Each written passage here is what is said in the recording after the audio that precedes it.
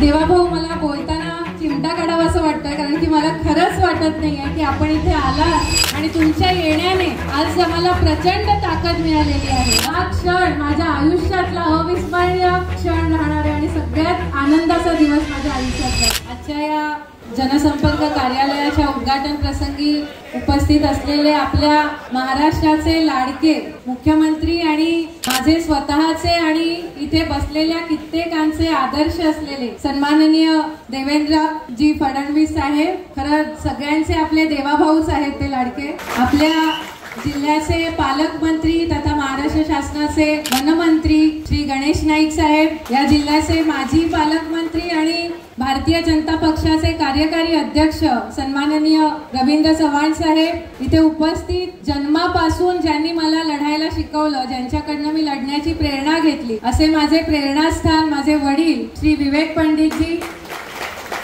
माझे विधानसभेतील सहकारी श्री राजन नाईकजी, विधान परिषद सदस्य श्री निरंजन डावखरेजी, खासदार साहेब आपल्या पालघरचे लोकप्रिय खासदार साहेब डॉक्टर हेमंत सौरा साहेब, आपल्या जिल्ह्याच्या प्रभारी राणीताई, संघटन मंत्री हेमंत म्हात्रेजी, सन्माननीय व्यासपीठ महायुतीचेही सगळेजण इथे उपस्थित आहेत, निलेश दादा, राजाराम मोहित दादा, ईश्वर भाऊ, मी या प्रसंगी सगळ्यांचं इथे स्वागत करते। आणि खरं तर देवाभाऊ, मला बोलताना चिमटा काढावा असं वाटतंय, कारण की मला खरंच वाटत नाहीये की आपण इथे आलात आणि या कार्यालयाचं उद्घाटन केलेलं आहे। तुम्ही जो माझ्यावरती विश्वास दाखवलात आणि जे पाठबळ आम्हाला निवडणुकीत दिलं आणि आतापर्यंत देता आहात, त्या पाठबळाच्या जोरावरच वसईमध्ये एक नवीन इतिहास घडला आणि 35 वर्षानंतर वसई विरार नालासोपारामध्ये कमळ उगवलेला आहे आणि त्याचीच पुनरावृत्ती आता आम्हाला सगळ्यांना मिळून स्थानिक स्वराज्य संस्थांमध्ये सुद्धा करायची आहे आणि तुमच्या येण्याने